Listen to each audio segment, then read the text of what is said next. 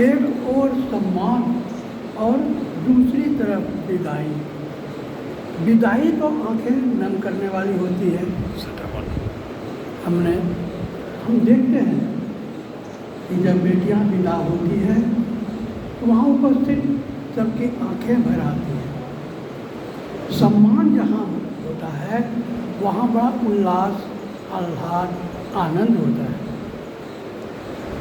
ये दोनों संयोग एक साथ।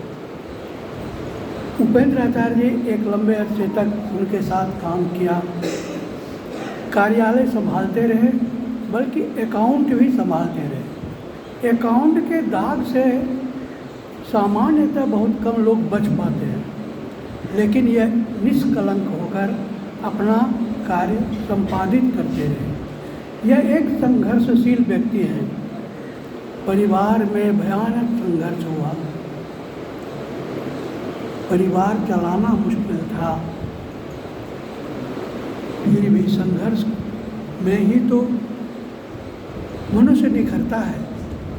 इन्होंने अपना कार्य बड़ी ईमानदारी से संपादित किया।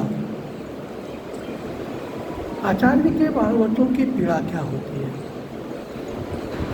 उस समय नया नया मोबाइल निकला था छोटा।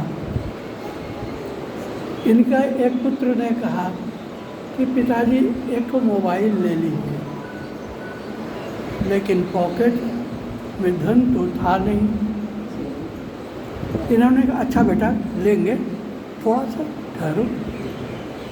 तो बेटे ने हंसते हुए कहा जब टोकरी में लेकर गली गली बिकेगा मोबाइल तब आप खरीदेंगे। ये आचार्य के अभाव की पीड़ा है। परिवार से कभी सहयोग नहीं मिला, संघर्ष करते रहे और यहाँ तक पहुँचे। आज हमें तो जाने से 15 साल हो गए, लेकिन उनकी यादें, हम थोड़ा सा झगड़ालू व्यक्ति भी हैं, लेकिन इनसे कभी झगड़ा नहीं हुआ किसी भी बिंदु पर। आज इनके मन की पीड़ा तो हम भी समझ सकते हैं, क्योंकि हम गुजर चुके हैं उन परिस्थितियों से। तो एक बार यह खुशी होगी उनको कि मैंने ईमानदारी से निष्कलंक रहकर अपना कार्यकाल पूर्ण किया। दूसरी ओर यह भी चिंता होगी कि अब आगे क्या, क्योंकि आचार्य को धन का अभाव तो सब दिन रहता है, और अब जो भी अल्प आता था, किसी तरह खिचड़ियाँ चलती थी, वह भी अब बंद होगी या क्या होगा यह तो ऊपर वाला जाने। यह पीड़ा भी होती है, चिंता भी होती है, परेशानी भी होती है, लेकिन देवी सरस्वती की जो इतने लंबे अरसे तक वंदना करते हैं उनको तो कुछ न कुछ मिलता है। धन न मिलता हो, इनके सभी पुत्र अच्छा पढ़ लिख लिए, साथ ही सभ्य और शिष्ट भी बने, कुछ न कुछ तो करेंगे ही, इन्हें आने वाले समय में सुख देंगे। क्योंकि इतना संघर्ष के बाद जहाँ लक्ष्मी रहती है वहाँ सरस्वती आती है। मैं अपना भी कहता हूँ कि 30 साल निरंतर सरस्वती वंदना मनोयोग से किया, कुछ नहीं, ऐसे ही फटीचर आचार्य थे। लेकिन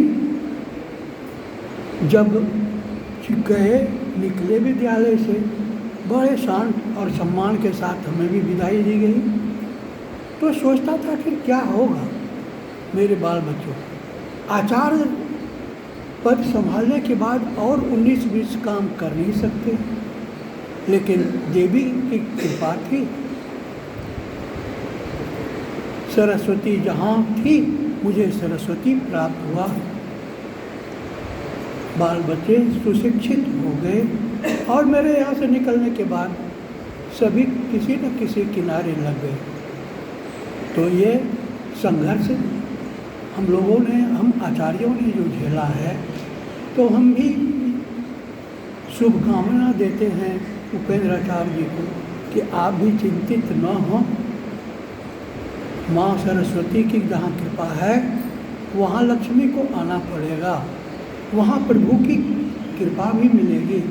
इसलिए निराशा को छोड़कर नई ऊर्जा से कुछ सोचिए विचारिए और अपने संकटों को पार कर लीजिए।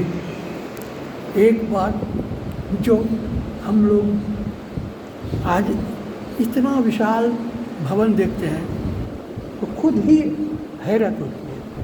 एक जंगल में इस पुराने भवन में हम लोग विद्यालय चलाते हैं। बड़ी मुश्किल से कक्षाएँ चलती थी, लेकिन विकास के इस भव्य यात्रा में आज 3-3 विद्यालय जब देखते हैं तो बड़ी आनंद होता है। और जब जाने लगे थे तो मैंने निवेदन किया था अपने साथ कि उस समय जब 80 बच्चों से विद्यालय शुरू हुआ, रिक्शे पर बच्चे आते थे, लेकिन ईमानदारी से मेहनत किया 7-8 आचार्यों ने। आज यह 3 भव्य भवन देखकर खुशी होती है। ज़्यादा समय नहीं लूँगा और 2 पंक्ति सिर्फ मैं उपेंद्र आचार्य जी और अपनी ओर से भी कहना चाहूँगा कि उनके मन में क्या कसक होती होगी। वक्त गुलशन पे पड़ा था, वक्त गुलशन पे पड़ा था, तो लहू हमने दिया, अब बहार आई तो कहते हैं कि तेरा काम नहीं। तो खैर ये तो रीति है, नियम है, पद्धति है, इससे घबराना नहीं चाहिए। हम आचार्यों से यही कहेंगे अपने बच्चों में गुणों का विकास करें। ये गुण घर से, समाज से और परिवार से भी मिलता है, लेकिन हम जो बीजारोपण करते हैं बच्चों में, वह सुगंध समाज परिवार में बिखरता है। वह सच्चरित्र हो, पढ़ाई के प्रति बड़ा समय बदल रहा है, पढ़ाई के प्रति गंभीर हों और चरित्रवान बने। और अधिक समय नहीं लूँगा, इतना ही कहकर नमन करता हूँ आप सबको।